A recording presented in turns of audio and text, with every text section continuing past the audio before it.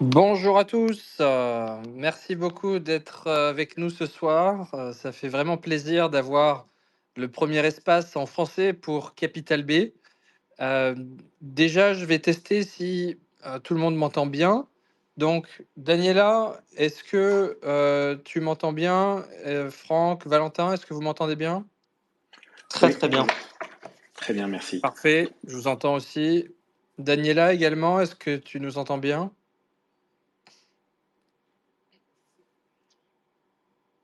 On va voir, invité à parler.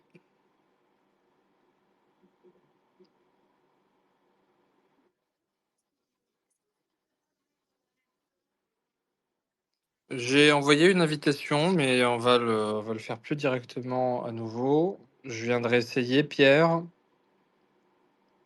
est-ce que ça fonctionne de ton côté?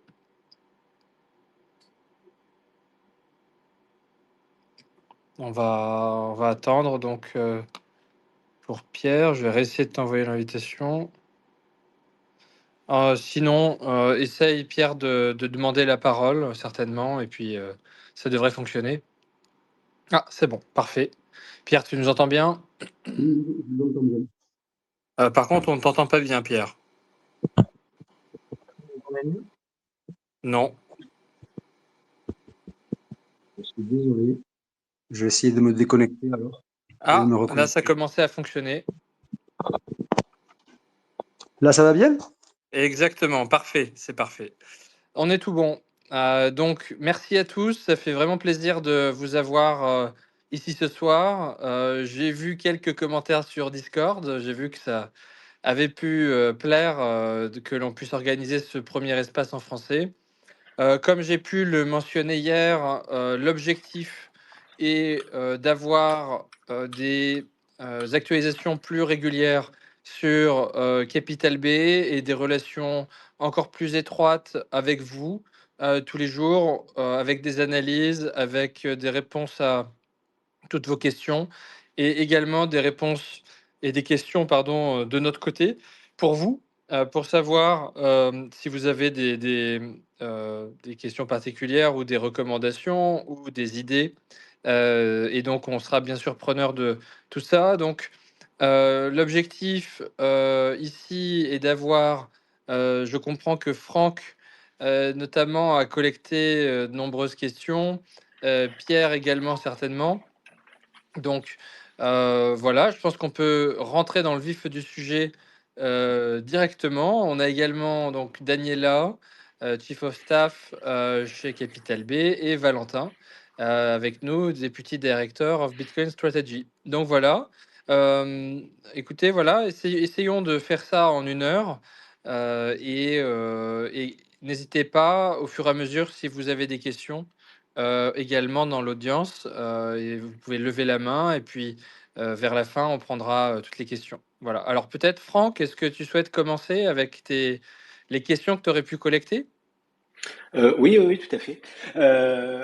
Déjà, avant toute chose, je voudrais, au nom du Discord et de l'ensemble de ces participants, ben, vous remercier déjà, ben, toi Alexandre et Daniela, pour la continuité de la communication, ben, malgré un contexte qui a été un peu plus difficile durant cette période estivale. Enfin, c'est particulier parce que c'est une entreprise du CAC Growth et on n'est pas habitué à avoir ce type de communication. Je trouve ça très bien et on voulait vous remercier pour ça. Et on est conscient vraiment du travail incroyable et de l'énergie investie. Voilà. Donc merci pour Bah, ça. merci beaucoup. Il faut savoir qu'il n'y a pas eu de période estivale pour nous. On a continué à travailler, 24 heures sur 7 et on va continuer à le faire.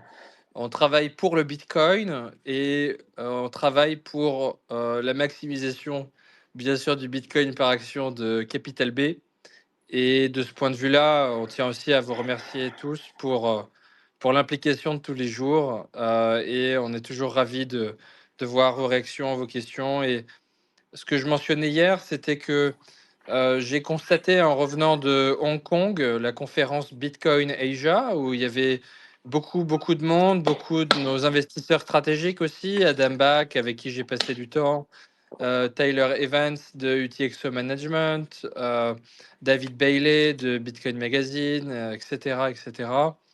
Et le constat est qu'il y a un grand écart entre les participants à ces conférences internationales qui travaillent dans le Bitcoin depuis très longtemps et qui ont connaissance de nombreux projets, qui ont connaissance de nombreuses tractations dans les coulisses, etc. Et qui sont convaincus déjà par le Bitcoin, convaincus par les Bitcoin Treasury Companies, qui savent toutes les opportunités qui arrivent.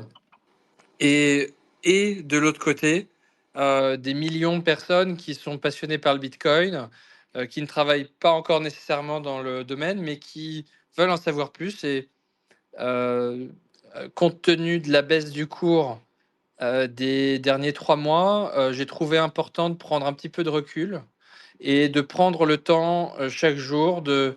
Aujourd'hui, on commence sur des thématiques très axées capital B, mais au fur et à mesure aussi de faire intervenir des acteurs de l'industrie qui ont une voix importante, qui ont des idées importantes et qui permettent de mieux comprendre le Bitcoin, les Bitcoin Treasury Companies et pourquoi on est sur un projet de très long terme qui consiste à vraiment infiltrer les marchés de capitaux avec Bitcoin à travers, bien sûr, une société cotée qui a vocation, et c'est notre objectif, bien sûr, de dominer le marché européen et d'avoir un leadership même au niveau mondial. Donc, vraiment, un grand merci parce que, voilà, on fait ça ensemble avec vous tous les jours et du coup, l'objectif, c'est aussi de vous donner la parole et de vous écouter, d'avoir vos convictions et de bâtir, ce navire ensemble. Voilà.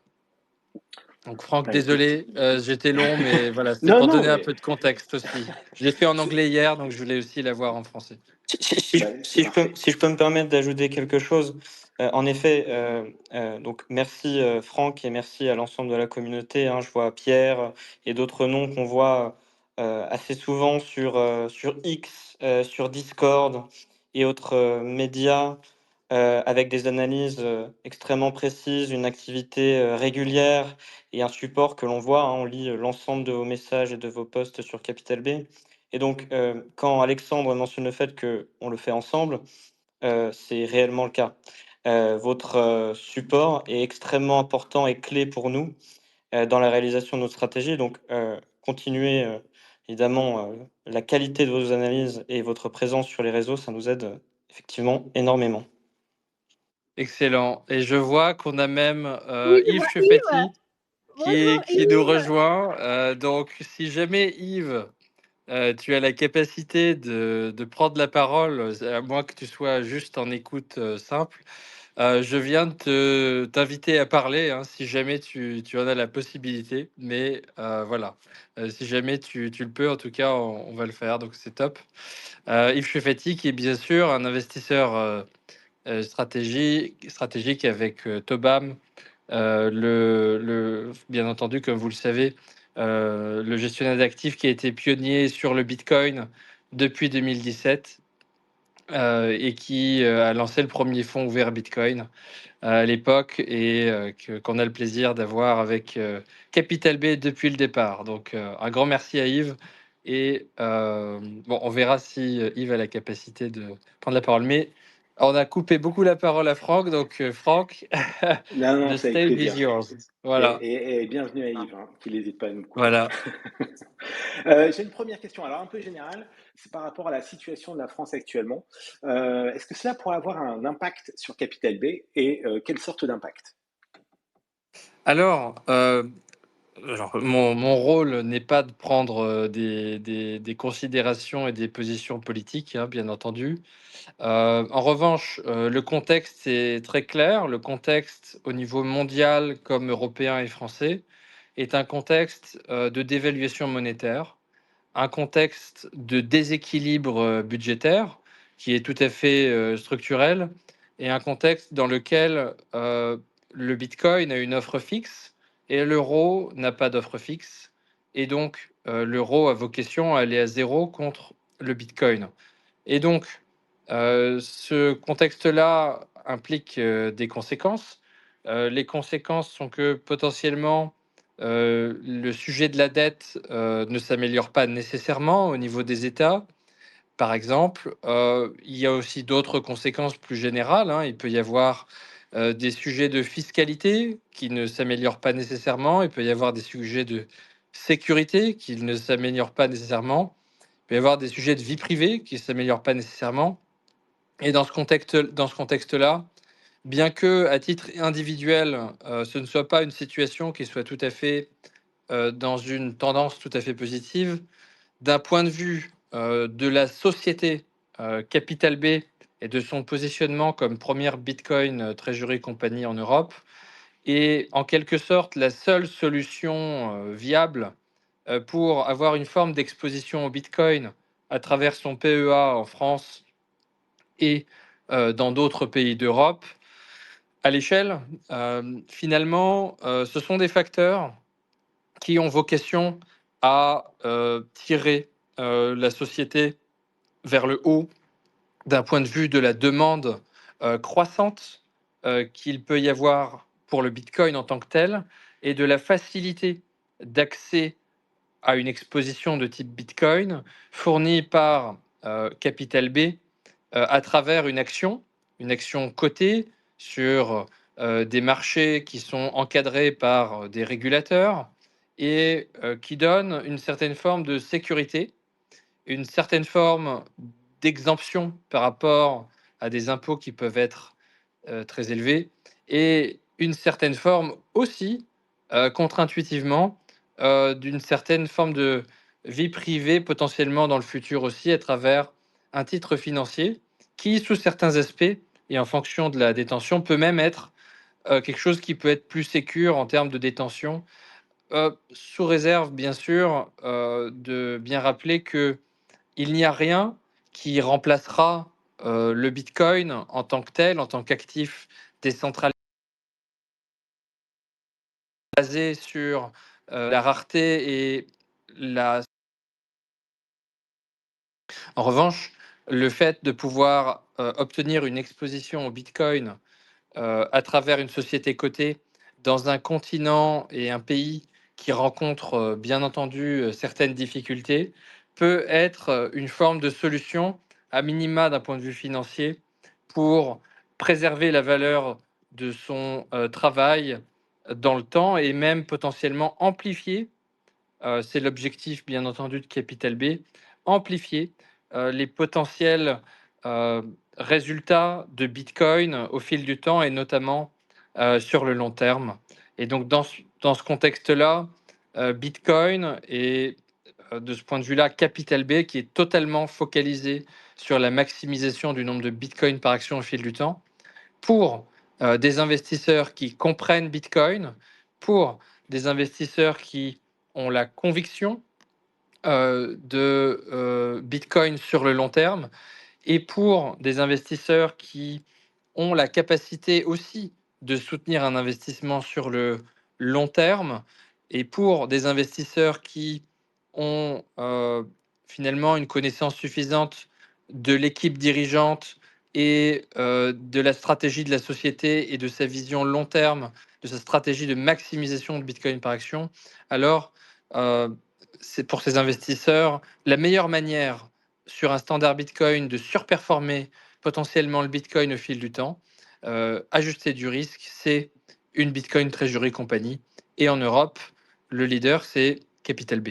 Voilà, donc la situation politique, finalement, peut être difficile d'une certaine manière, mais du point de vue de la société, c'est quelque chose qui, euh, contre-intuitivement, est tout à fait positif, puisque Capital B est en quelque sorte fait partie de la solution aussi.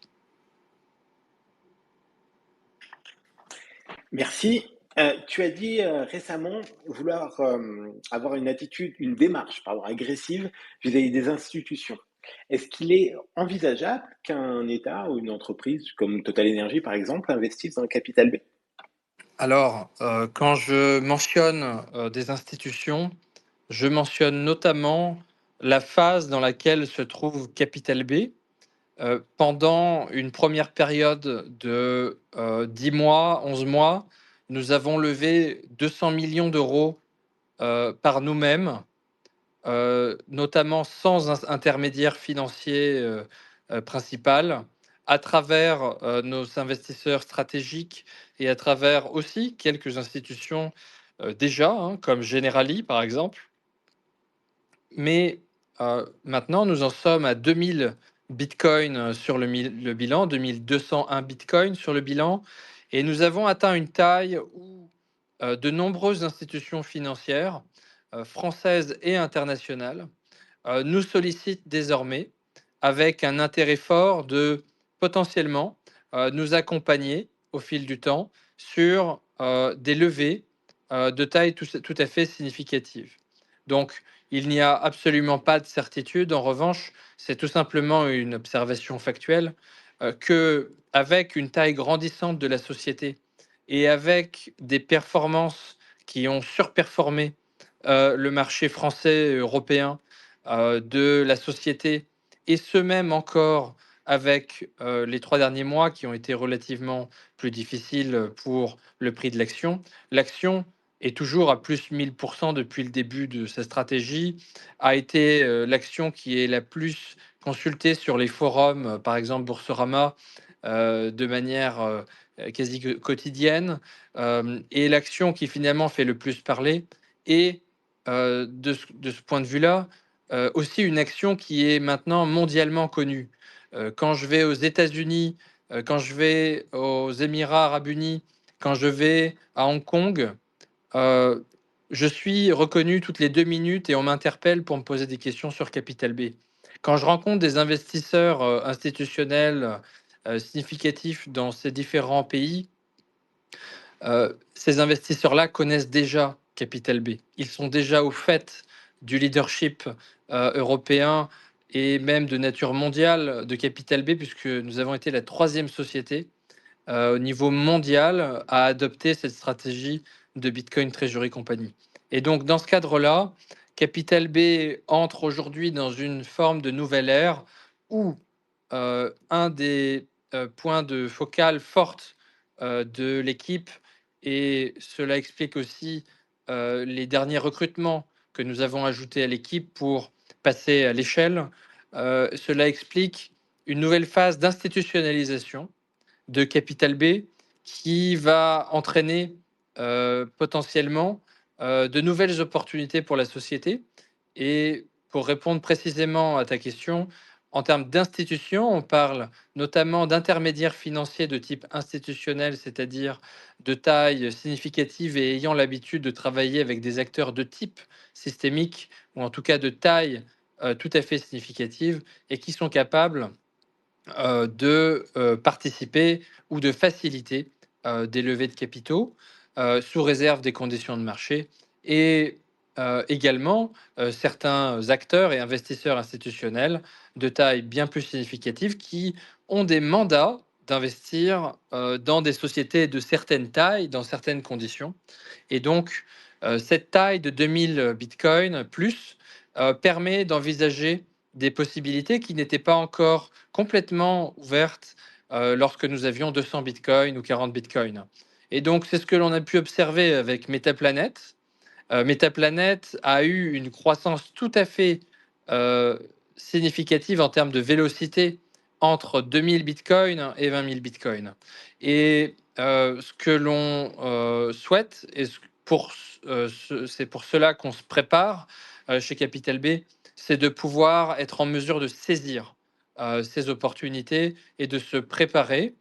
Et donc, au cours, par exemple, du mois de septembre, j'ai des dizaines de meetings avec des investisseurs qui, à minima, pourront relever d'une certaine forme d'intérêt accru de la société pour les investisseurs et qui pourraient donner lieu à de nouvelles opportunités sans qu'il y ait, je le précise, aucune certitude. Mais en tout cas, c'est une nouvelle phase pour Capital B avec de nouvelles opportunités et nous nous y préparons. OK, merci. On te sent très, très prudent à chaque fois qu'il il faut donner des noms.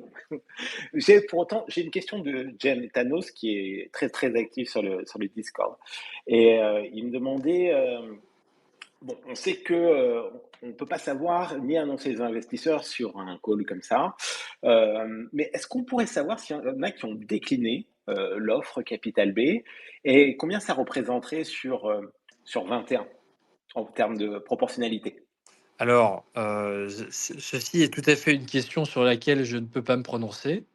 En revanche, ce que je peux dire, c'est que il y a, différents types d'investisseurs sur le marché avec différents types d'approches et ce n'est pas parce qu'un investisseur n'investit pas sur une émission de nouvelles actions que cet investisseur n'investit pas nécessairement dans la société de manière absolue. Parfois, un investisseur préfère souscrire à des actions nouvelles. Parfois, un investisseur préfère souscrire à une obligation convertible libellée en Bitcoin. À un certain moment dans le futur, il est possible également que nous émettions de nouveaux types d'instruments financiers également. Nous y avons été autorisés par l'Assemblée générale. Et il faut rappeler que nous avons levé 200 millions d'euros sans encore utiliser d'offres au public. Donc, ce sera également potentiellement, à un certain point dans le futur, un levier de croissance potentielle pour Capital B. En revanche, sur des investisseurs spécifiques, je ne peux pas me prononcer.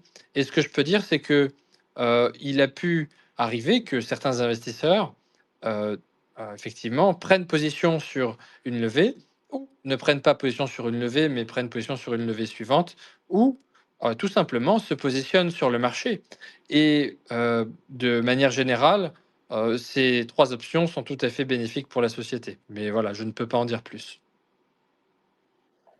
Oui, je comprends et je t'avoue que, je connaissais la réponse. Tu as parlé de l'assemblée générale. Est-ce qu'il va y avoir un regroupement d'actions cette année? Je crois que ça avait été voté?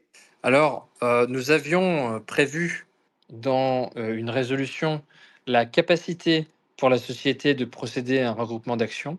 En revanche, finalement, c'était au moment où l'action était à 0,7 peut-être ou 9 à peu près. Et entre-temps, disons qu'il y a eu une forme de regroupement des actions par le marché du fait de la hausse du prix, qui fait que, finalement, un des objectifs qui aurait pu justifier un regroupement d'actions aurait été, que certains acteurs institutionnels, ont le mandat d'investir dans des titres qui ne sont pas considérés comme des actions qui tournent autour de 0, de quelques centimes, voilà, qu'on appelle penny stock en anglais. Et donc, de ce point de vue-là, le regroupement par action pouvait faire du sens, mais depuis les évolutions du cours, c'est quelque chose qui n'est plus d'ordre prioritaire à ce jour, mais ça reste une capacité pour la société. OK, merci. Alors je profite peut-être du fait qu'il y ait Yves, mais dans le Discord, on était un peu fan de l'ATM hebdomadaire, donc de Tobam. Est-ce qu'il y aura un retour, de l'ATM? Alors, Et puis quand et dans quelle mesure? l'ATM est bien avec nous dans la salle en ce moment. Donc, il existe toujours l'ATM. C'est un programme, pour rappel, de 300 millions d'euros en capacité, qui est un partenariat stratégique avec Tobam, qui consiste à transformer au fur et à mesure et au fil du temps du premium entre la valeur nette du Bitcoin sur le bilan et la valeur des actions à travers la capitalisation boursière dans du Bitcoin sur le bilan directement en donnant la capacité à Tobam de souscrire au prix, de souscrire à de nouvelles actions à émettre au prix de la veille, au plus haut des trois options suivantes, c'est-à-dire le prix de clôture de la veille, le prix moyen pondéré des volumes de la veille ou une limite de moins 15% sur la moyenne des 20 jours. Et de ce point de vue-là, Tobam a bien entendu un intérêt à souscrire à des actions lorsque le prix de l'action de la veille est sensiblement inférieur au prix du jour.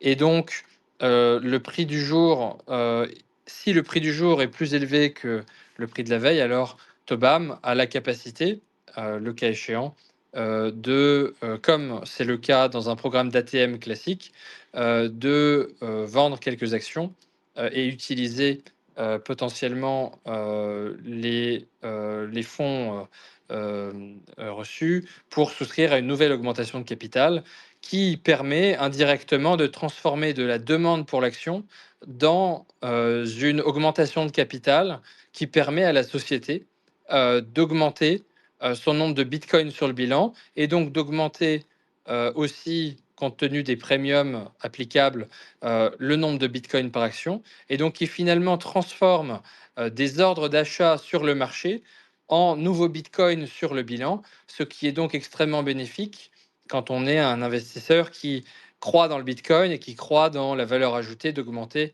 le nombre de bitcoins par action. À préciser que Tobam n'est pas rémunéré pour ce faire et Tobam a la main sur ce programme et donc de ce point de vue-là, c'est différent d'un programme d'ATM aux États-Unis et je tiens à préciser que ce programme a aussi été mis en place pour qu'il n'intervienne que dans des jours où l'action est en force et augmente sur le marché, et également dans le contexte d'un partenariat stratégique avec Tobam, qui est de manière générale un acteur qui est bullish sur le Bitcoin et bullish sur, c'est-à-dire de manière générale, haussier dans la perspective future sur le Bitcoin et sur la capacité des Bitcoin Treasury Companies et donc de Capital B notamment à surperformer le Bitcoin au fil du temps. Donc la raison notable pour laquelle l'ATM n'a pas eu lieu lors des quelques dernières semaines est liée notamment à la baisse qui a été d'ailleurs une baisse du secteur en entier, hein, des Bitcoin Treasury Companies, qui, dans leur ensemble, ont perdu environ 50-60% en fonction des titres, en tout cas des sociétés relativement nouvelles. Hein. Stratégie est un petit peu un animal différent compte tenu de sa taille aujourd'hui. Et donc, dans ce cadre-là, effectivement, Capital B a vu son titre descendre d'environ 50-60%. Et donc, le cours de la limite de moins 15% des 20 jours était parfois supérieur au prix du jour, même quand le prix était en augmentation, ce qui a donc limité la capacité d'effectuer un ATM. Donc, il est vrai que de manière générale, il est toujours bénéfique d'un point de vue de l'augmentation du nombre de bitcoins par action de procéder en théorie à un ATM. En revanche, il est aussi explicable d'avoir certaines limites qui permettent d'assurer que l'ATM, qui est un outil extrêmement puissant, a aussi un certain cadre qui permet aussi d'étaler dans le temps, dans des périodes un peu plus baissières, la vente de titres additionnels. Et donc, dans ce type de période, Capital B est notamment tout à fait focalisé sur des discussions et des négociations avec des investisseurs significatifs qui pourraient permettre de tirer parti du premium observable sur le marché à un certain point dans le futur, potentiellement bien sûr, sans pour autant avoir besoin de vendre des titres sur le marché. En revanche, effectivement, ce que l'on anticipe, c'est que au cours des potentielles prochaines semaines ou prochains mois, déjà les volumes étaient très bas pendant l'été, ce qui n'a pas non plus favorisé nécessairement les choses, dans un contexte où il y avait également certaines ventes à découvert qui ont tiré un petit peu les choses vers le bas. Et on anticipe et on voit certaines ventes à découvert qui se réduisent à présent. On voit le Bitcoin qui reprend également légèrement. On voit aussi les Bitcoin Treasury Companies qui commencent également à retrouver certains investisseurs qui rentrent d'une période estivale. Et donc, Dans ce cadre-là et dans le cadre des opportunités de levée significative potentielle avec l'institutionnalisation que je mentionnais tout à l'heure, alors il est possible que l'on puisse retrouver des niveaux d'opportunité en termes d'exécution d'ATM qui puissent être similaires à ceux que l'on avait au tout départ de l'ATM, plutôt que à des niveaux qui correspondent plutôt à des niveaux de l'été avec des volumes très bas et un contexte de vente à découvert.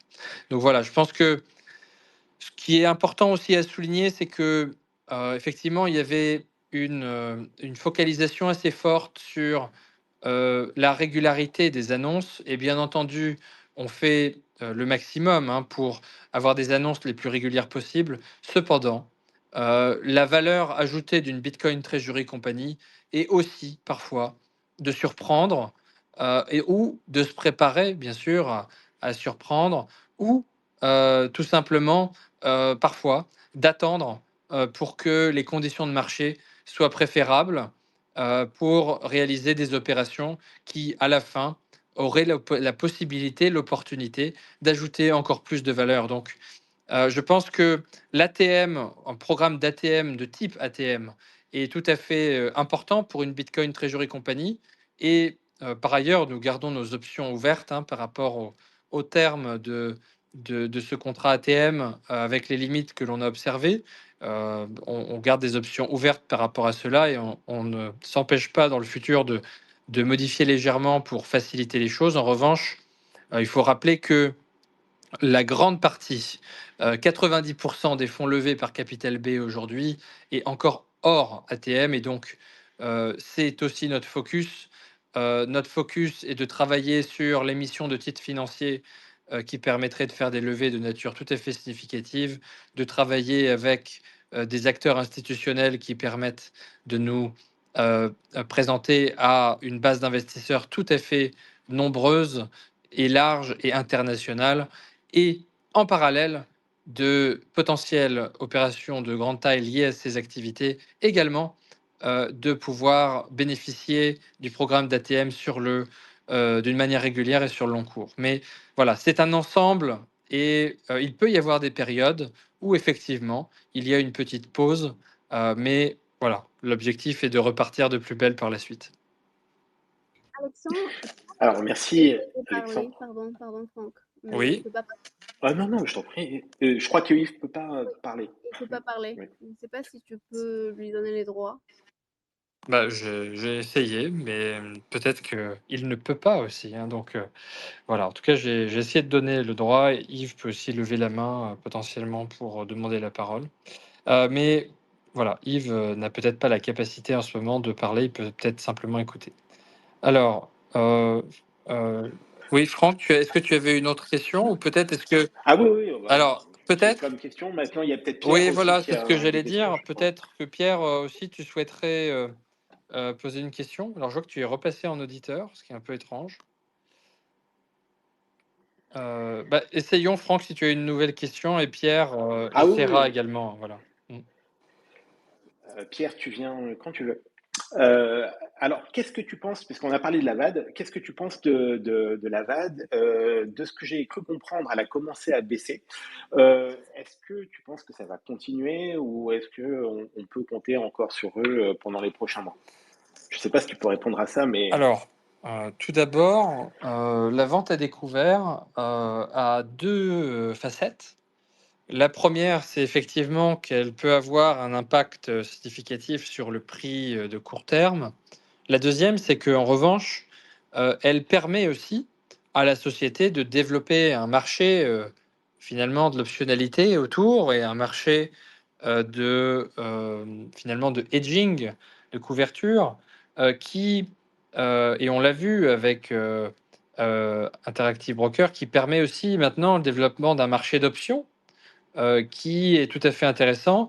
Et toutes ces formes d'activités financières de différents acteurs sur le long cours ont finalement un effet tout à fait positif pour la société, puisque de la même manière, lorsque l'on discute avec des investisseurs institutionnels, tous ces aspects de liquidité, tous ces aspects d'optionnalité, tous ces aspects de marché d'options et de marché autour du titre sont des signes de la forte demande pour le titre et du fort attrait de l'action, à la fois pour des investisseurs de long terme, mais aussi pour des traders de court terme et pour des arbitrageurs qui, pour une raison ou pour une autre, hein, peuvent souhaiter se couvrir à la baisse ou entraîner ou inciter ou euh,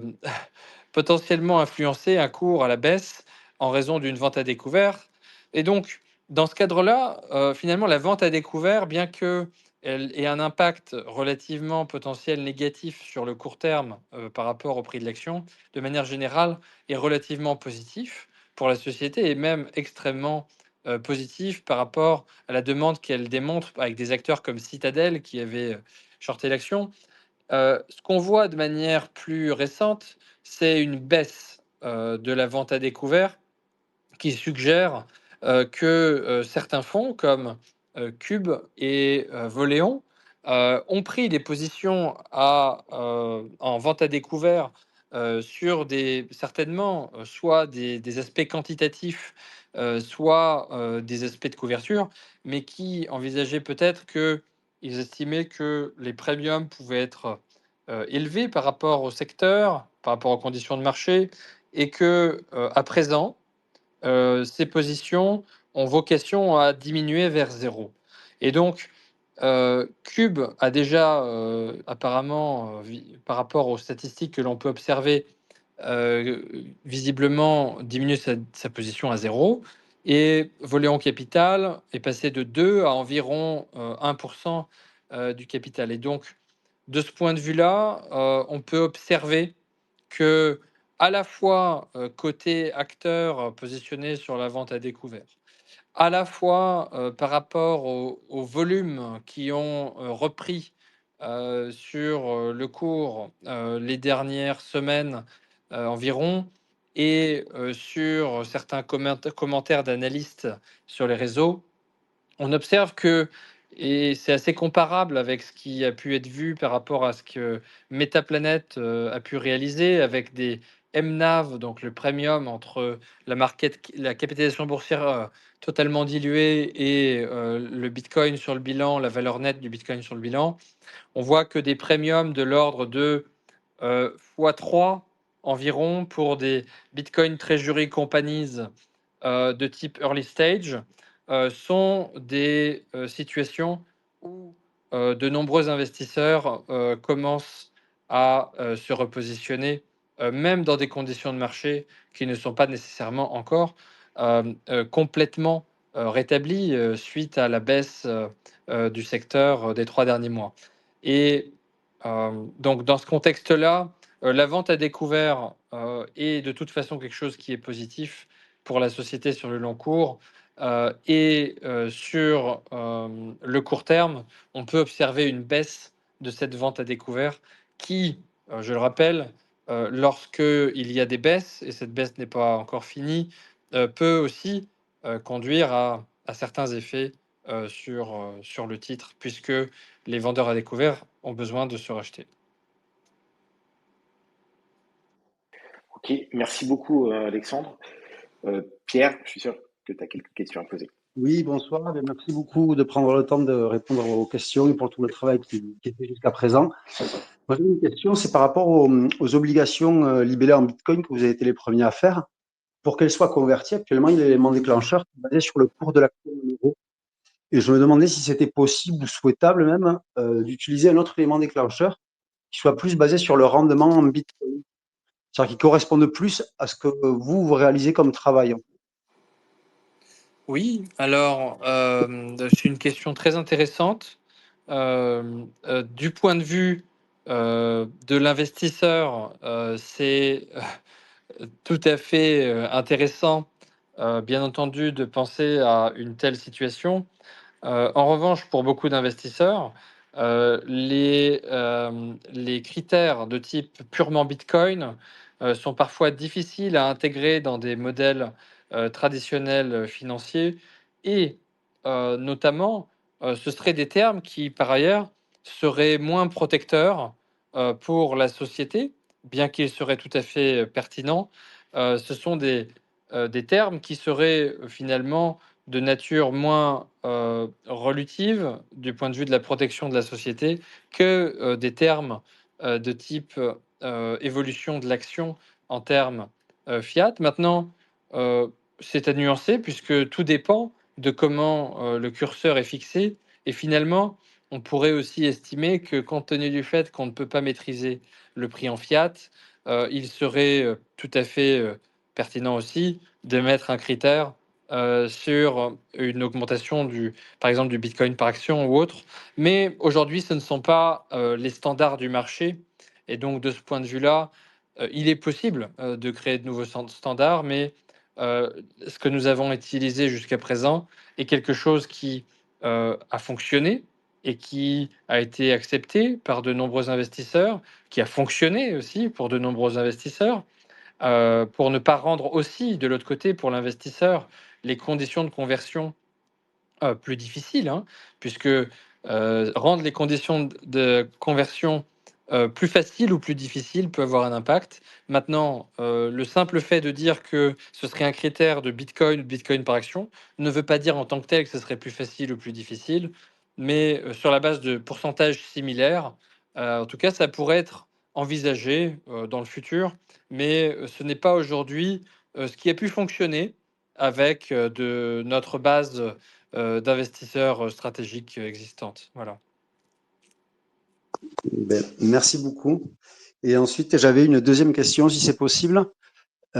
C'était pour savoir s'il serait possible de mettre en place des mécanismes comme le fait un petit peu Air Liquide ou inspiré de ce que fait Air Liquide, qui permet pour les personnes qui possèdent leurs actions pendant plus de 2 ans de les passer au nominatif. Et ensuite, je pense qu'ils sont récompensés au niveau des dividendes ou par des actions. Enfin, ils ont un mécanisme qui récompense les personnes qui sont détentrices d'actions sur le long terme. Et si c'était possible d'imaginer quelque chose inspiré de ça pour inciter les gens justement à avoir une vision long terme ou être récompensés lorsqu'ils ont une vision long terme. Eh bien, c'est tout à fait intéressant et nous allons étudier davantage le sujet. Le fait de potentiellement avoir des mécanismes qui permettent d'indiquer et de récompenser les actionnaires de long terme est tout à fait intéressant. Les dividendes, c'est quelque chose qui n'est pas tout à fait nécessairement quelque chose de standard pour des bitcoins, Treasury Company. Maintenant, voilà, il y a aussi d'autres avantages que j'imagine que tu évoquais. Donc, c'est quelque chose que nous allons étudier. Merci beaucoup pour cette idée. Avec plaisir. J'ai un intérêt tout à fait particulier, donc merci de le prendre en Parfait. compte. Merci. Alors, est-ce que nous avions d'autres questions de Franck peut-être ou d'un autre auditeur d'ailleurs?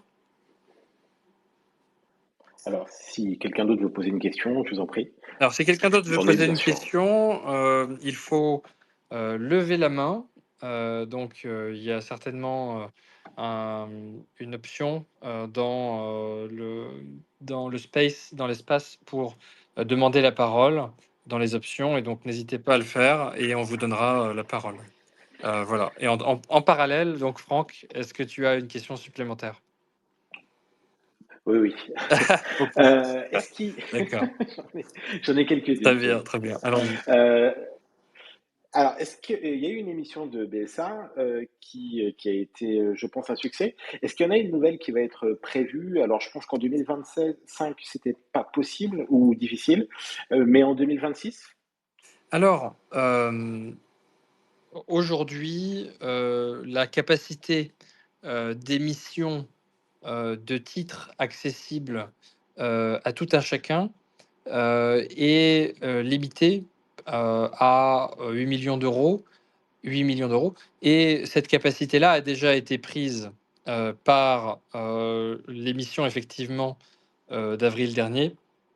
En revanche, pour le futur, effectivement, et notamment dans le cas où dans l'hypothèse où nous aurions la décision et l'autorisation de procéder à un certain point dans le futur à des offres au public, alors dans ce cadre-là, il est possible, en tout cas c'est une option pour la société, de procéder à des émissions d'actions, à des émissions de BSA, à des émissions d'autres types de titres, d'instruments financiers qui pourraient avoir une partie d'offres publiques et qui pourraient effectivement être cotés en tant que tels. Et donc, de ce point de vue-là, et dans la limite des 10 milliards d'euros d'autorisation de la société actuelle, et donc avec une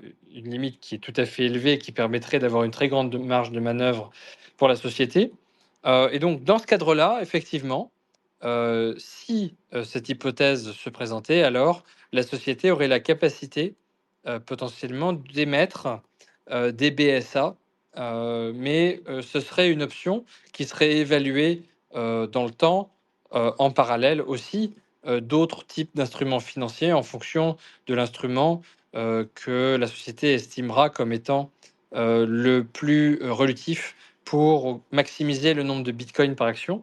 Mais on parlait de récompense des actionnaires long terme existants. Effectivement, l'émission de BSA est tout à fait quelque chose qui peut être porteur de valeur à la fois pour la société d'un point de vue de l'augmentation du Bitcoin par action et aussi pour les actionnaires qui sont là depuis longtemps et qui pourraient se voir attribuer des droits de souscription. Mais voilà, tout cela est sujet à décision, est sujet à autorisation potentielle du régulateur français, de l'AMF, et donc voilà, sujet à caution par rapport à une hypothèse de cette capacité, en tout cas, qui est bien entendu dans la stratégie totale de la société de continuer à émettre des titres financiers au fur et à mesure et de la manière la plus étendue possible. C'est notre objectif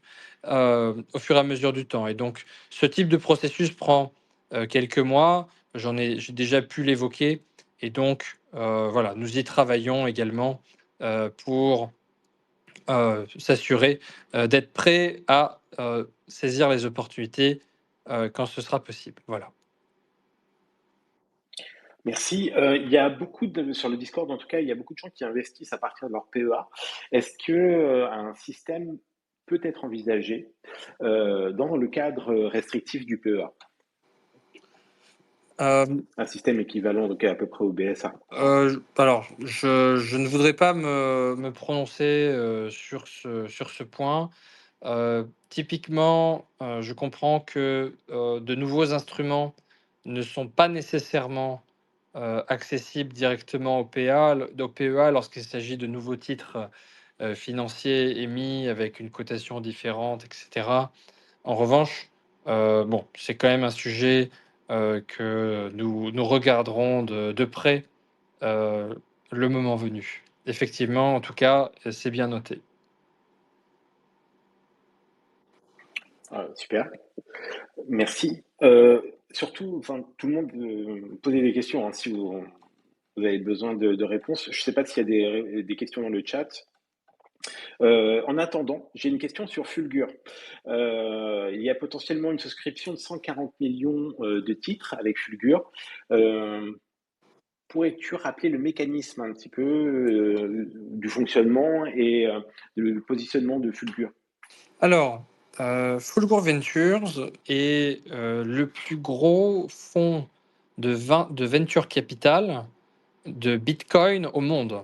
Depuis les années 2010, Fulgur Ventures a investi dans des dizaines de sociétés Bitcoin et est un investisseur de très long cours.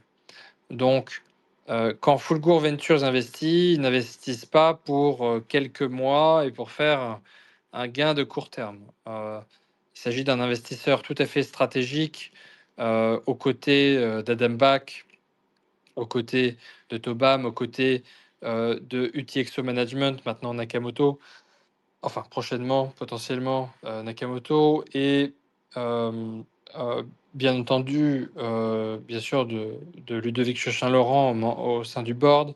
Donc de ce point de vue-là, Fulgor Ventures a participé avec, ces investisseurs stratégiques que j'ai mentionnés en mars à, notre, grande opération de dette convertible libellée en bitcoin sur 5 ans que nous avons fait lorsque le cours était aux alentours de 0,4 € avec un cours de 0,544 €, qui était un premium, de 30 sur la moyenne des 20 jours à ce moment-là.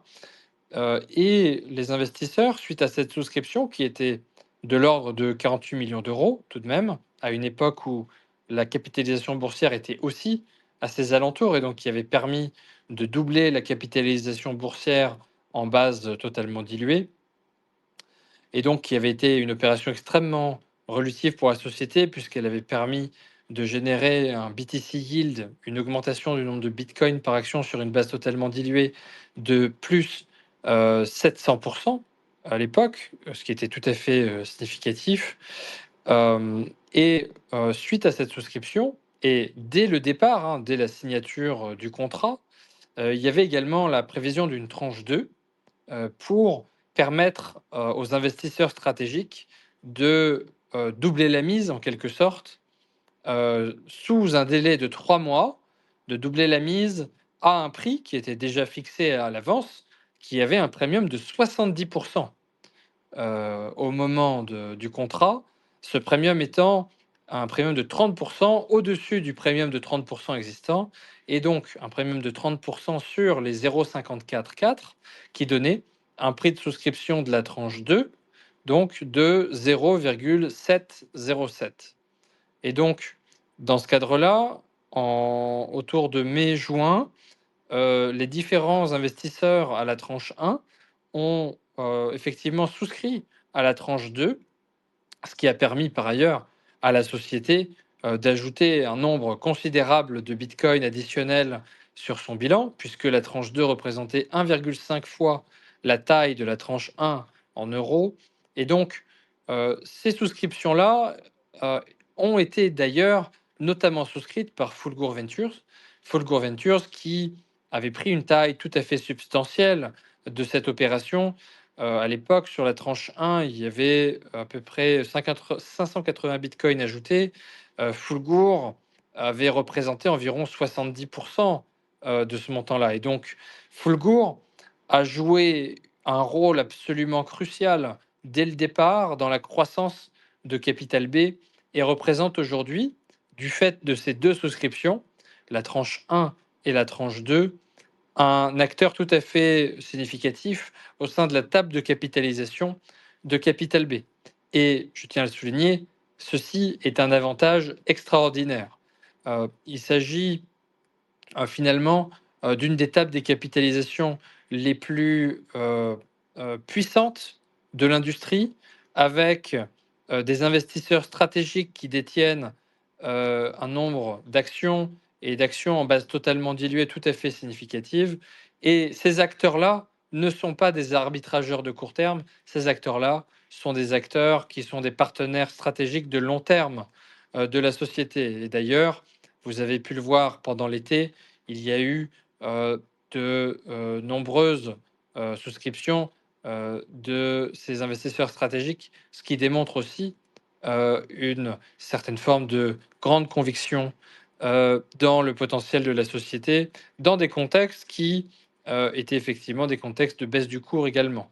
Donc, euh, voilà pour le contexte. Et donc, dans ce contexte-là, Fulgur Ventures détient aujourd'hui environ, effectivement, 44% à peu près de la base d'actions sur une base totalement diluée, c'est-à-dire les actions qui peuvent être émises dans le futur, et c'est-à-dire les actions qui sont liées à des dettes convertibles libellées en Bitcoin émises au moment que j'ai mentionné précédemment, c'est-à-dire entre mars et juin, et donc des actions qui sont aujourd'hui des obligations convertibles qui sont aujourd'hui dans la monnaie, c'est-à-dire qu'elles peuvent être converties, puisque le prix de conversion de cette tranche 2 était aux alentours de 0,9 centimes. Et donc, aujourd'hui, le cours étant à 2 fois ce prix-là, Fulgur Ventures est en mesure de demander la conversion de ces actions. Et donc, et d'ailleurs, Fulgur a déjà commencé à demander la conversion de certaines de ces actions pour environ 5% du capital ordinaire de la société.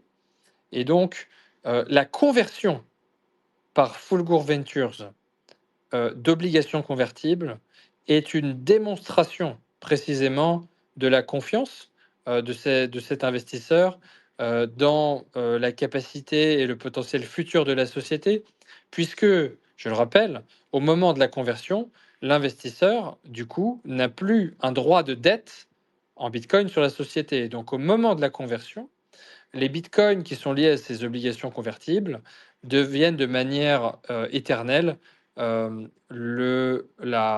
propriété exclusive de la société. Là où, effectivement, tant que les obligations ne sont pas converties, il faut encore attendre 3 ans pour que la société ait la main de convertir. Les bitcoins sont bien entendu toujours la propriété de la société et la capacité de conversion et la probabilité de conversion est proche de 99% si on croit que Bitcoin va continuer dans sa tendance de croissance d'environ 30% de croissance annualisée par an et que l'on pense que la société va aussi, de son côté, continuer à exécuter de manière raisonnable sa stratégie de Bitcoin Treasury Company, alors les probabilités de conversion sont extrêmement fortes. Et donc, de ce point de vue-là, la durée de 5 ans fait que le Bitcoin lié à ses obligations convertibles libellées en Bitcoin est aussi proche que et le plus proche possible de ce à quoi on peut arriver en termes de capital permanent pour la société. Et en revanche, effectivement, quand un investisseur stratégique convertit une dette convertible, c'est aussi une preuve de confiance dans la société, puisque l'investisseur, cette fois-ci, prend part dans les actions ordinaires de la société et devient un actionnaire à part entière de la société. Donc, j'ai pu voir quelques commentaires parfois sur des craintes liées à ces conversions. Alors, bon, il faut savoir que, bien entendu, hein, des actions sont des actions. On ne peut pas empêcher dans le futur des actionnaires de les vendre, par exemple.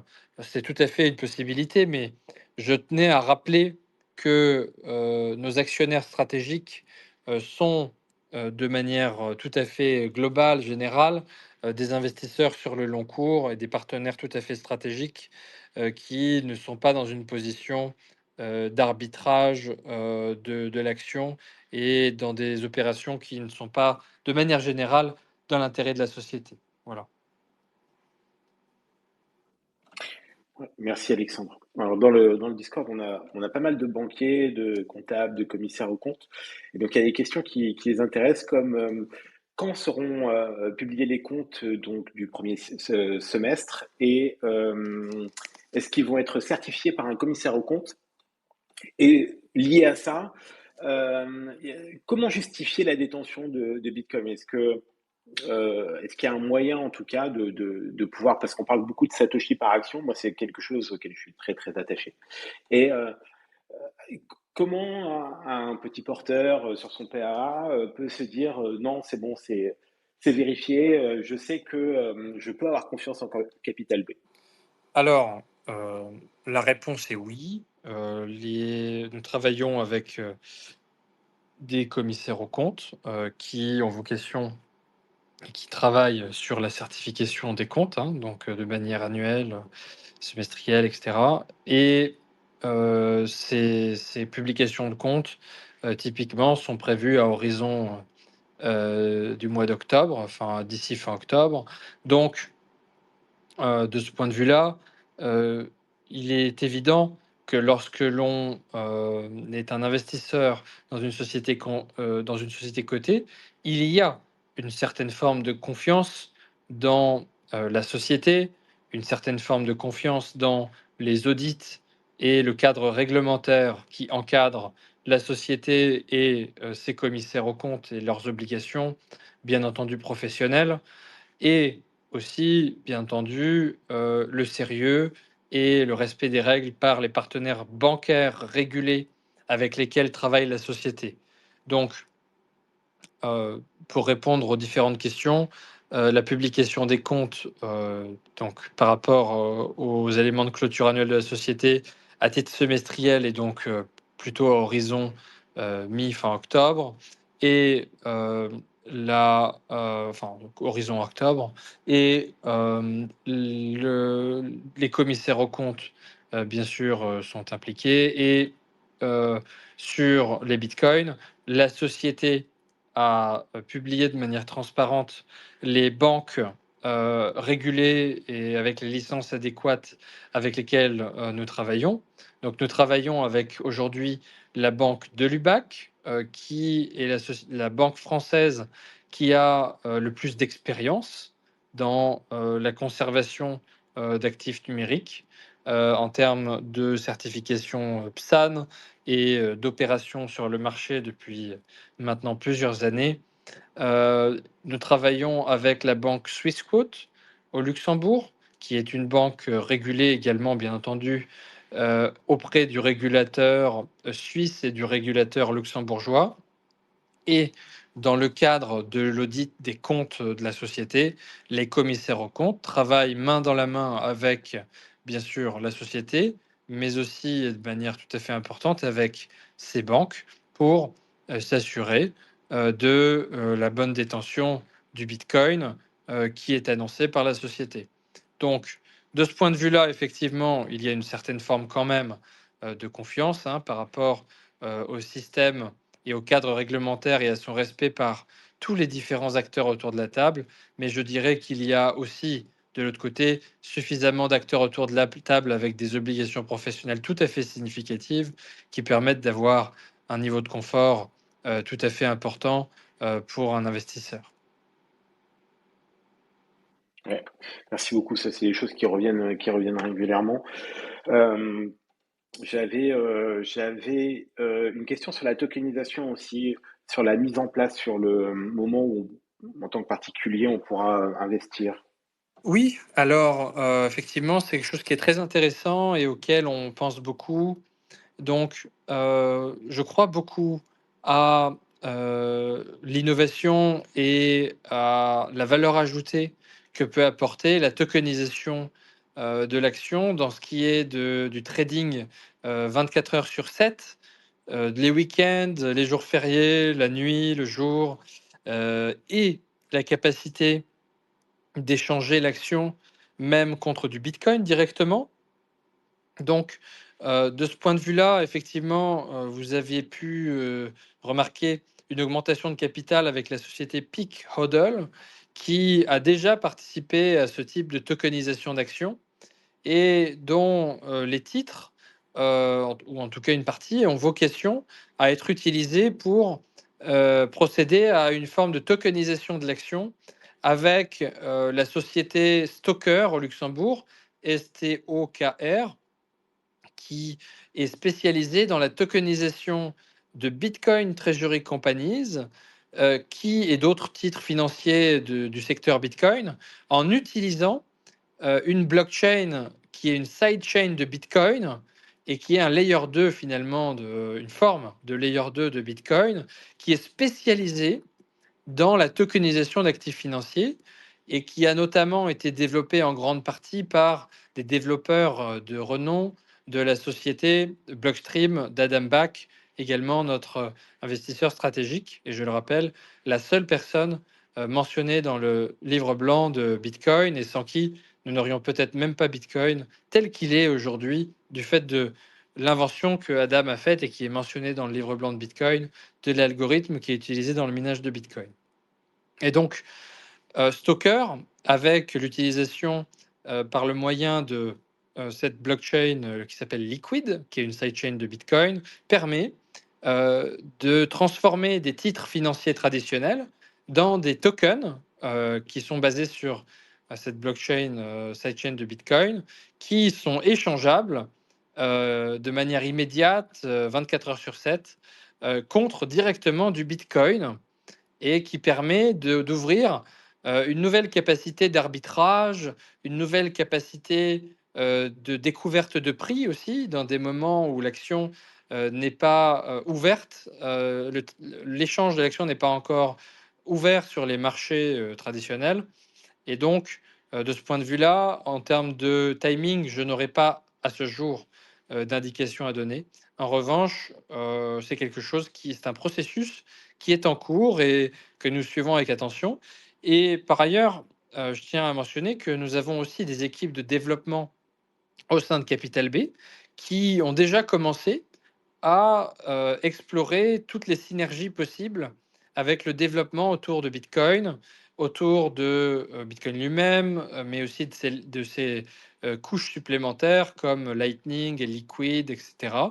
Et nous avons déjà reçu des marques d'intérêt, des demandes de l'écosystème Bitcoin pour travailler même d'un point de vue opérationnel avec nos équipes de développement autour du domaine Bitcoin dans le développement informatique d'ailleurs traditionnel ou Bitcoin. Merci beaucoup. J'ai une question sur la dilution totale en 2033.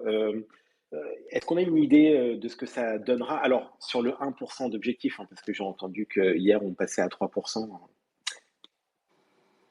Ah, alors, donc, sur les 3%.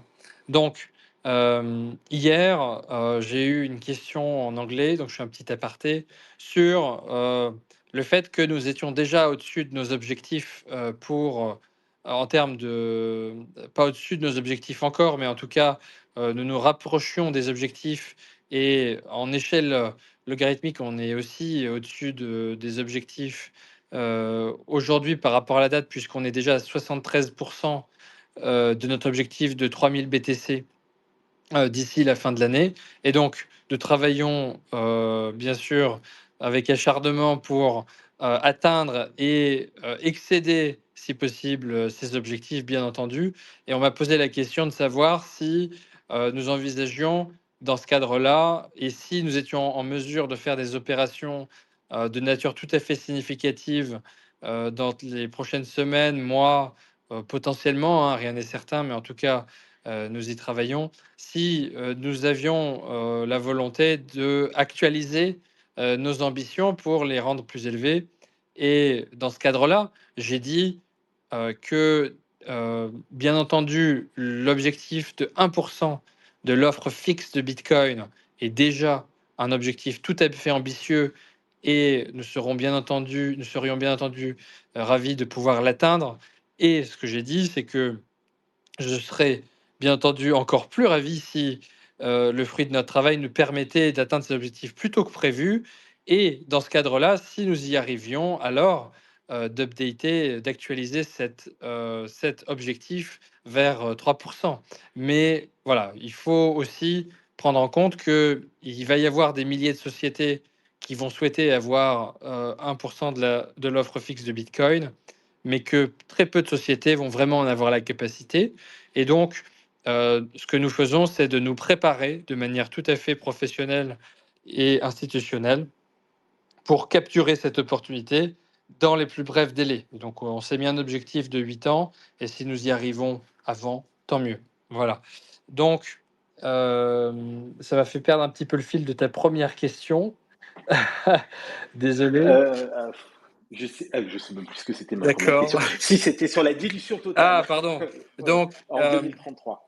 voilà. Donc, ce type de chiffre fait partie des éléments sur lesquels je n'ai pas la possibilité de me prononcer, qu'il s'agisse de prix potentiel d'actions futures, qu'il s'agisse de potentielle dilution future, etc. Ces éléments sont des éléments qui sont tout à fait sensibles et qui sont propres à tout investisseur de pouvoir calculer par leurs propres moyens et leurs propres calculs économiques. Mais ce n'est pas mon rôle de le faire. En revanche, ce que je peux dire, bien entendu, c'est que notre focalisation notre attention totale est dédiée à ce que toutes nos opérations de capitaux et dans leur globalité permettent l'augmentation et la maximisation du nombre de bitcoins par action au fil du temps. Et donc, de ce point de vue-là, ça ne fait pas nécessairement beaucoup de sens de parler de dilution. À la fin, soit une opération est relutive, soit une opération est dilutive. On parle parfois de dilution relutive, mais à un moment donné, il faut choisir.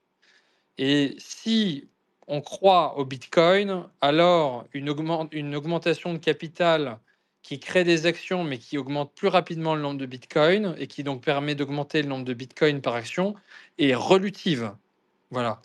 Donc, le concept de dilution est un concept qui est notamment applicable par rapport à des acteurs qui ne croient pas au Bitcoin et qui pensent que l'émission d'actions en tant que telle est dilutive. Sauf que, alors oui, si elle n'est pas accompagnée d'un ajout de Bitcoin sur le bilan, mais si elle est accompagnée d'un ajout de Bitcoin sur le bilan, d'une utilisation des fonds levés pour accumuler notamment du Bitcoin. Quand je dis notamment, c'est parce que il y a quand même un pourcentage qui est gardé pour, bien entendu, payer les frais de structuration des opérations. Mais pour 90-95% des fonds levés, historiquement, d'allocation au Bitcoin directement, sans essayer de timer le marché, sans essayer de se hedger, sans essayer et sans douter une seule seconde de l'allocation. Ça, c'est notre stratégie, c'est de maximiser l'accumulation de Bitcoin uniquement le plus rapidement possible et dans les conditions les plus relutif possible, c'est-à-dire qui augmente le nombre de bitcoins par action. Donc, les objectifs que nous avons d'atteinte de 1% de l'offre fixe de bitcoin doivent être atteints avec des opérations qui permettent d'augmenter le nombre de bitcoins par action. Et donc, de ce point de vue-là, il est pertinent, si on croit au bitcoin comme réserve de valeur, de parler de relution. La dilution, effectivement, sera le résultat de l'émission d'actions qui sera nécessaire pour lever du capital et qui permettra d'accumuler du Bitcoin. Mais cette dilution dépendra aussi du prix de l'action. Et ce n'est pas mon rôle d'évoquer des potentielles évolutions du prix de l'action dans le futur. C'est parfait. Moi, ça me va bien. Mais alors, je sais pas si ça correspond à tout le monde, mais l'aspect relutif me convient. Excellent. On parlait d'Adam Dack. Il est en train de créer sa Bitcoin Treasury Company. Est-ce que ça peut être une inquiétude? Alors, de fait, alors je n'ai pas le chiffre exact, mais depuis l'annonce de cette nouvelle Bitcoin Treasury Company aux États-Unis, d'Adam Back, BSTR, Adam Back lui-même, à titre personnel, a continué de manière récurrente à investir dans Capital B et Adam Back détient aujourd'hui environ 20% du capital d'actions ordinaires émises de Capital B.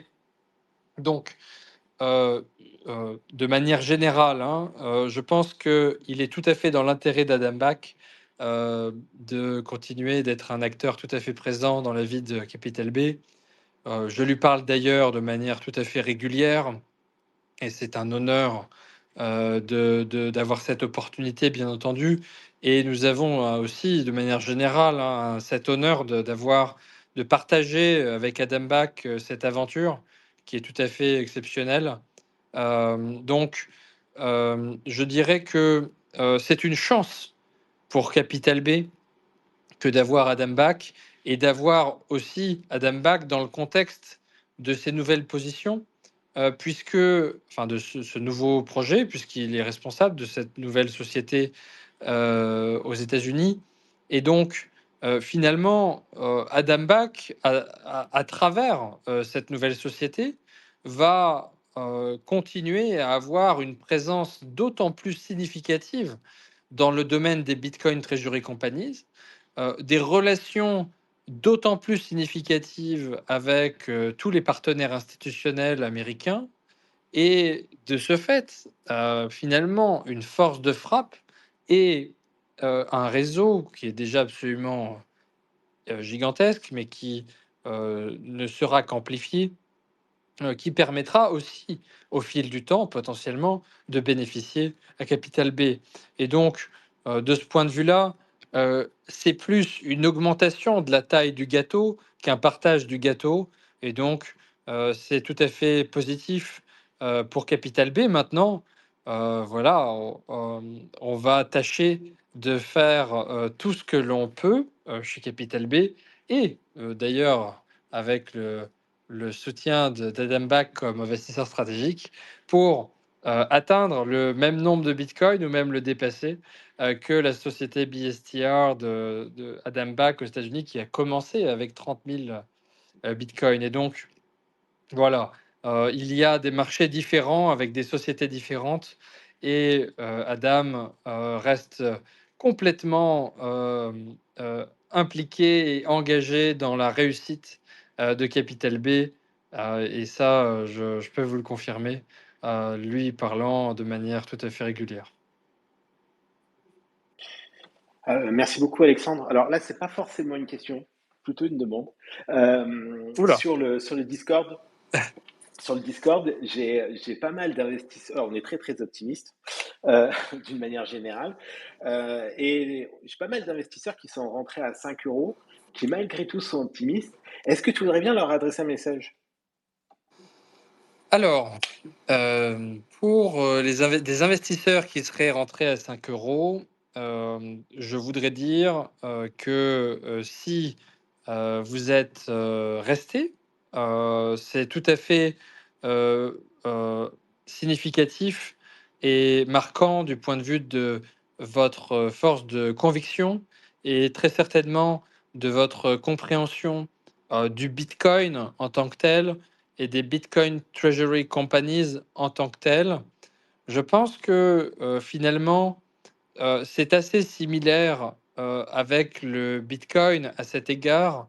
Il arrive souvent que lorsque l'on est introduit à un nouveau concept, c'est précisément à un moment où, de manière relative, dans une courte période de temps, ce concept vaut un petit peu plus cher que d'habitude, puisque c'est au moment où on l'apprend que précisément plus de personnes l'apprennent aussi.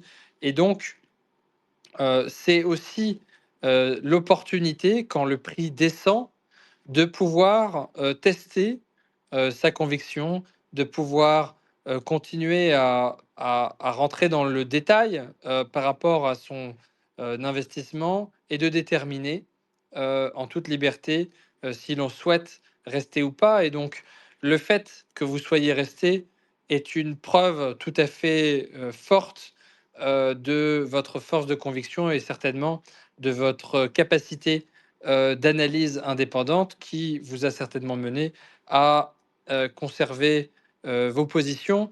Et de ce point de vue-là, vous avez toute ma parole sur mon engagement de tous les jours pour maximiser, bien entendu, la valeur de Capital B du point de vue de la maximisation du nombre de bitcoins par action au fil du temps. Et bon, c'est la même chose que pour le bitcoin, mais de manière générale, ce que l'on peut observer, c'est que le prix a changé, mais la valeur nette a augmenté. Et donc, entre le moment où un achat a pu être effectué à 5 euros et un moment, 3 mois plus tard, où l'action vaut certes autour de 2 euros, mais a augmenté son nombre de bitcoins de manière relativement significative et continue à le faire, hein, puisque entre juin et maintenant, on a augmenté de l'ordre de 700 bitcoins hein, sur le bilan pour avoir 2200 bitcoins aujourd'hui. Et donc, tout l'objectif et toute l'importance pour une Bitcoin Treasury Company, c'est d'avoir une vision long terme et bien entendu que le management de la société soit engagé tous les jours dans la maximisation du Bitcoin par action et que cette société ait aussi un potentiel extrêmement fort sur son marché de croissance. Et de ce point de vue-là, je tiens à rappeler que l'aventure ne fait que commencer et que c'est aussi dans des périodes où le prix est plus bas que l'on peut observer la réalité du dicton de volatility is vitality ou volatility is opportunity, finalement pour les convaincus, pour ceux qui ont fait leur travail de recherche, la volatilité, c'est une opportunité. Et donc, de ce point de vue-là, la société est tout à fait focalisée sur la mise en place d'instruments financiers à émettre qui auraient vocation à passer à l'échelle par rapport au lever de capitaux et qui auraient vocation aussi à travailler, la société aurait vocation à travailler avec des partenaires institutionnels pour également passer à l'échelle de ce point de vue-là. Et si nous étions en mesure de faire ne serait-ce que l'équivalent, enfin ne serait-ce n'est pas le bon mot, mais si nous étions en mesure de faire euh, au moins en partie ce que Stratégie a pu faire aux États-Unis en l'espace de 3 à 4 ans, maintenant 5 ans, sur le marché, par exemple, de la dette convertible, Stratégie a capturé environ 10% du marché aux États-Unis, qui représente 90 milliards. Si Capital B était capable de capturer même une portion de ça en Europe pour un marché qui représente 60 milliards, ça pourrait représenter de l'ordre de 3 à 4 milliards. Rien que sur ce segment du marché de capital de l'Union européenne. Et donc 3 à 4 milliards de fonds levés, ce sont des opportunités considérables en termes de nombre de bitcoins ajoutés sur le bilan et d'augmentation du nombre de bitcoins par action pour la société.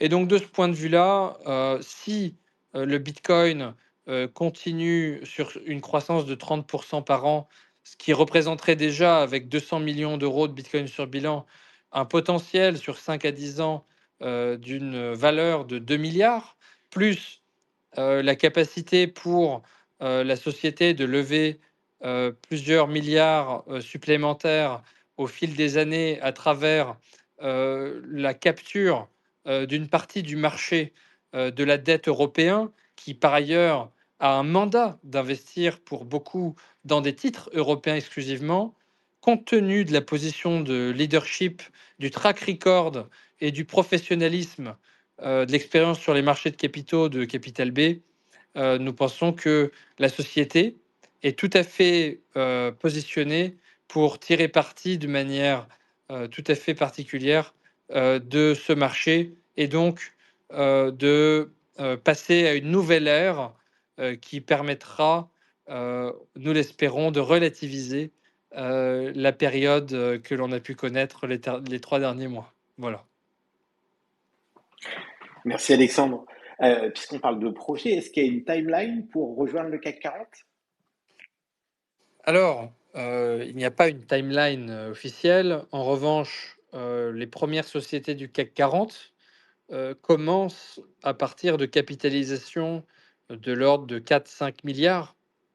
Donc, par rapport à ce que j'ai mentionné juste avant, la capacité de la société à pouvoir lever des fonds de manière tout à fait significative et bien sûr le plus vite possible, pourrait permettre, par rapport au plan que nous avons annoncé, de lever 1 à 2 milliards d'euros à horizon 2026-2027 et de lever 5 à 10 milliards de plus à horizon 2028-2029.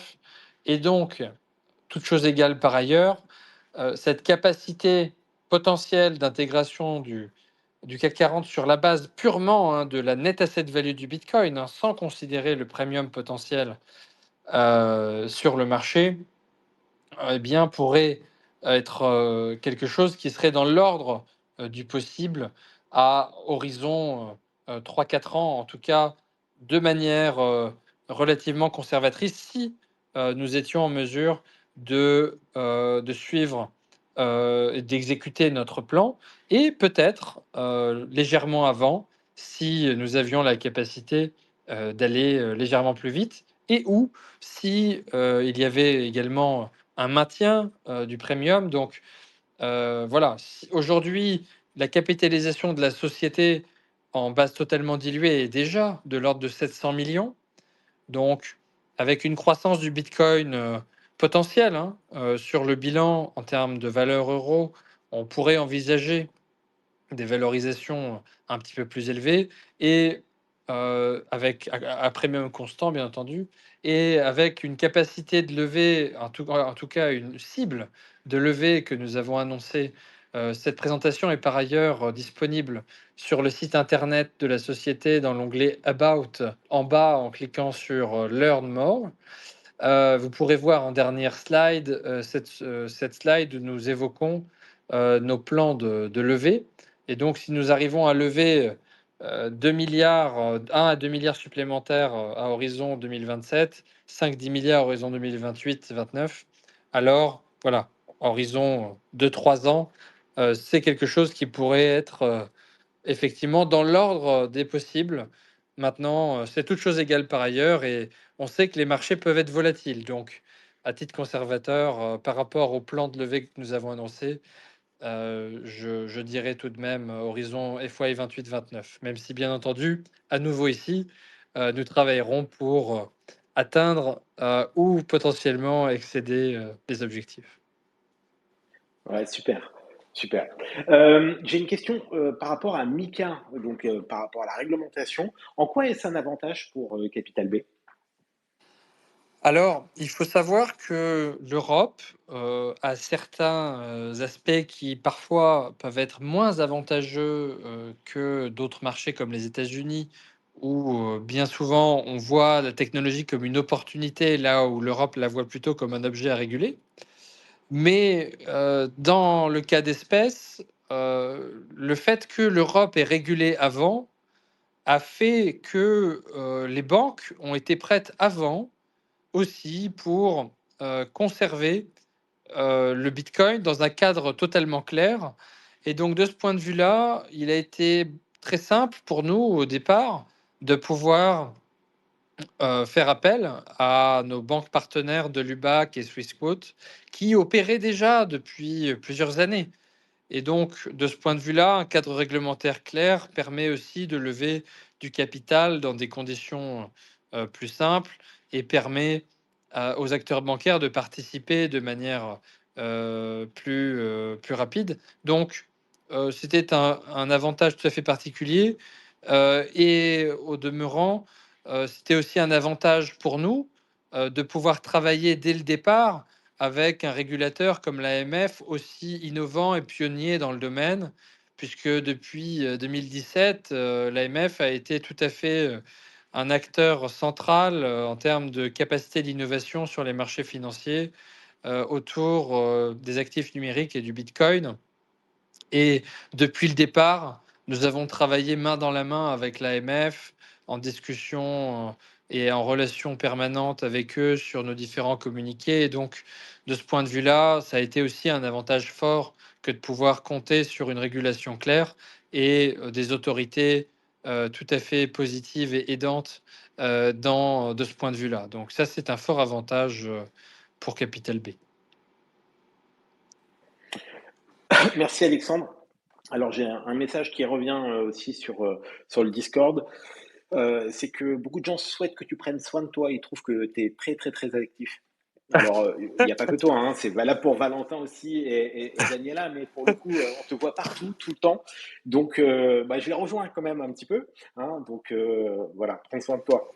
Alors, il faut savoir que je dors bien et je fais du sport tous les jours, et que plus de sommeil et plus de BTC et plus de sport égale plus de BTC Yield. En revanche, plus de présence et plus de temps alloué de manière permanente à l'accélération de la stratégie Bitcoin de Capital B est égale aussi à plus de BTC Yield.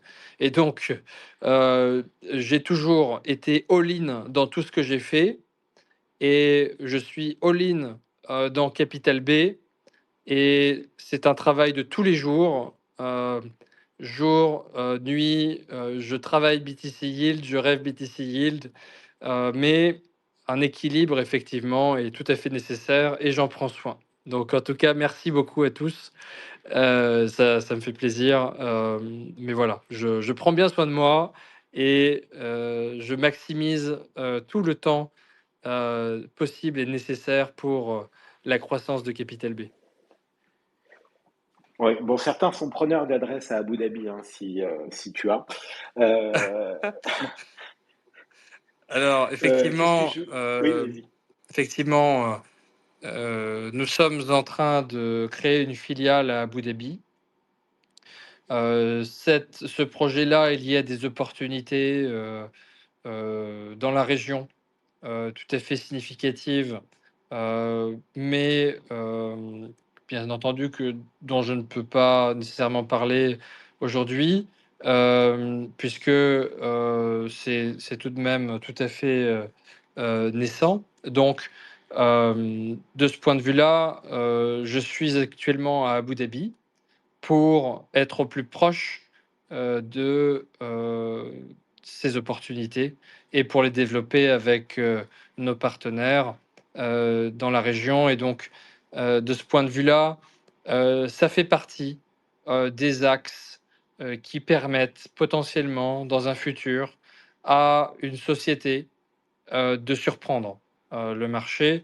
Maintenant, voilà, c'est des axes de développement potentiels et donc c'est à prendre avec une certaine caution également, mais nous y travaillons et nous travaillons de manière quotidienne sur toutes les initiatives euh, et nous sélectionnons celles qui ont le plus de potentiel pour maximiser au fil du temps ce nombre de bitcoins par action avec la recherche notamment de partenaires et d'investisseurs stratégiques qui ont une vision très long terme, puisque c'est ce qui est porteur du plus de valeur pour la société.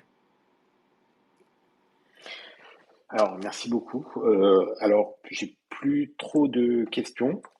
Excellent. Je suis désolé si je ne les ai pas Moi, toutes j'ai une trop prises. question. Alors, Moi, j'ai une Daniela, Bon, c'est pas une question à moi, c'est une question que j'ai vue de quelqu'un qui s'appelle Dodo sur Twitter. Et d'accord. cette personne-là, elle te demande si on a des stratégies pour se faire connaître un peu plus en France et également pour approcher un peu plus les grands publics. Alors, c'est une excellente question et nous y réfléchissons. Par ailleurs, si vous avez des suggestions, n'hésitez pas à nous les faire parvenir. Nous avons déjà quelques sollicitations sur lesquelles nous travaillons pour, par exemple, quelques podcasts en français. En revanche, si vous avez des suggestions supplémentaires, nous sommes preneurs. Et quand je serai de nouveau de passage à Paris, je ne manquerai pas de recontacter Sandra de BFM Business sur le plateau de laquelle je suis déjà passé. Et donc, effectivement, c'est des éléments qui sont aussi porteurs de valeur puisqu'ils permettent de d'étendre la capacité de compréhension, de connaissance du Bitcoin, des Bitcoin Treasury Companies et de Capital B. Donc voilà, si vous avez des recommandations sur le sujet, nous sommes preneurs. Et de notre côté, et n'hésitez pas à contacter Daniela pour lui faire part de vos suggestions sur X. Et de notre côté, bien entendu, nous travaillons à des partenariats aussi un petit peu plus stratégiques avec des partenaires médiatiques, comme nous faisons déjà avec Bitcoin for Corporations, par exemple, dont nous faisons partie, et aussi en vue d'organisation peut-être à un moment donné d'une conférence à Paris où nous pensons que ça pourrait être un moment tout à fait important pour que tous les actionnaires et personnes autour de la table aujourd'hui puissent se retrouver voilà, dans un même endroit éventuellement faire venir des acteurs internationaux, etc. Donc, on réfléchit à tout ça et on y travaille. Comptez sur nous. Très bien. Donc, j'ai l'impression qu'on est arrivé au bout de cette session. J'espère que ça a pu éclaircir pas mal de questions. Je serais ravi d'avoir également vos retours sur les prochaines, sur ces sessions-là et sur les prochaines, et les personnes que vous souhaiteriez que l'on convie, les autres personnes que vous souhaiteriez que l'on convie, ou des personnalités du monde Bitcoin, etc. Des sujets autour du Bitcoin, des Bitcoin Treasury Companies que vous estimez qui serait intéressant de traiter. D'ailleurs, j'en profite dès maintenant. Pierre, Franck, qu'avez-vous pensé de la session d'aujourd'hui? Est-ce que vous avez des idées pour le futur? Voilà, qu'en pensez-vous?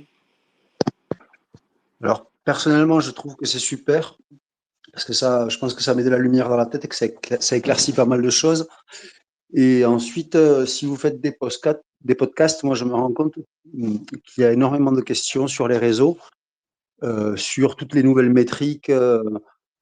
Enfin, qu'est-ce que le MNAV? Il y a des gens qui ne savent pas ce que c'est. Et bon, on ne peut pas leur reprocher parce que ce sont des choses qui sont relativement nouvelles.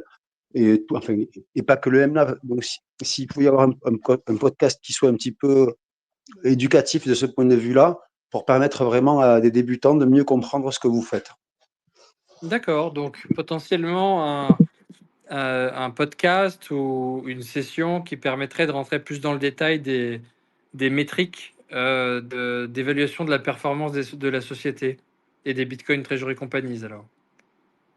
Oui, c'est ça, oui. Enfin, parce qu'en fait, les analystes, en fait, les analystes traditionnels sur les marchés, les outils qu'ils utilisent ne sont pas du tout adaptés à ce que vous faites. Et, et je pense que enfin, ça crée pas mal d'opacité pour des investisseurs potentiels parce que si on doit faire, enfin, tout dépend du temps que l'on a, mais si on doit faire les recherches par soi-même, pour l'avoir fait, j'avoue que c'est quand même, ça demande du temps et ça demande de l'étude. Donc, s'il pouvait y avoir enfin, ou une vidéo ou un podcast qui explique Très bien bien, toutes ces choses-là de façon simple, je pense que ça aiderait pas mal de monde en fait. très bien. Eh bien, nous allons y travailler. Valentin y travaille beaucoup aussi sur ces analyses, donc nous ne manquerons pas de prévoir ça. Très bien. Et Franck, est-ce que tu avais une remarque? Non, c'est génial. Bon, d'un autre côté, j'ai un peu occupé l'espace avec toi au niveau Non, des non, questions, c'est très bien. et donc je m'en excuse. Mais non, non, c'est très bien. Ce qui ressortait un petit peu du Discord, justement, c'est que Capital B, à travers toi, à travers Dana, il y a beaucoup de communication en anglais. Et ce qu'on se dit des fois, c'est que c'est pas assez en français pour aller chercher les détenteurs de PEA qui veulent mettre du Bitcoin dans leur PEA, etc. Et je trouve ça génial qu'on puisse parler comme ça, enfin, vous parler directement, d'être aussi accessible. Non, franchement, enfin, selon moi, il faut continuer ces efforts. L'idée de Pierre est vraiment top parce que c'est vrai que on se retrouve confronté à des gens qui comparent les PER. Là, je vois, j'anime un fil sur Telegram aussi, et il y a beaucoup d'incompréhension sur la valorisation des sociétés, sur le différentiel qui est avec le prix du Bitcoin. Pourquoi j'achèterais ça, enfin du Bitcoin, enfin une BTC à la place de BTC, pardon. Oui, il y a vraiment un besoin de communiquer avec le potentiel en France aussi, qui peut bénéficier du PEA. Et je pense que ce genre de space, c'est vraiment bien pour ça. Voilà. Super. Bah, très bien, on va s'organiser pour ça. Parfait, je vois qu'il y a une dernière demande de questions de Sam. Alors, je vais essayer de t'ajouter comme speaker. Sam, est-ce que tu nous entends? Est-ce que tu arrives à prendre la parole?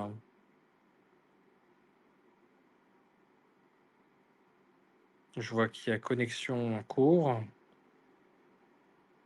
Est-ce que c'est que moi ou est-ce que c'est le cas pour vous aussi? Je vois pas ça. Moi, je n'entends pas. Non, vous voyez pas ça? Non. D'accord. Il est remonté en deuxième ligne, mais par contre, il est, ouais, Bon. il peut pas parler. Bon. Alors Sam, il va peut-être falloir nous poser la question par message. Voilà, donc on y répondra la prochaine fois certainement. Merci beaucoup à tous. C'était un grand plaisir de faire cette deuxième session de cette nouvelle ère de Capital B, encore plus proche de toute l'équipe finalement d'actionnaires. Et je vous remercie pour toute votre implication.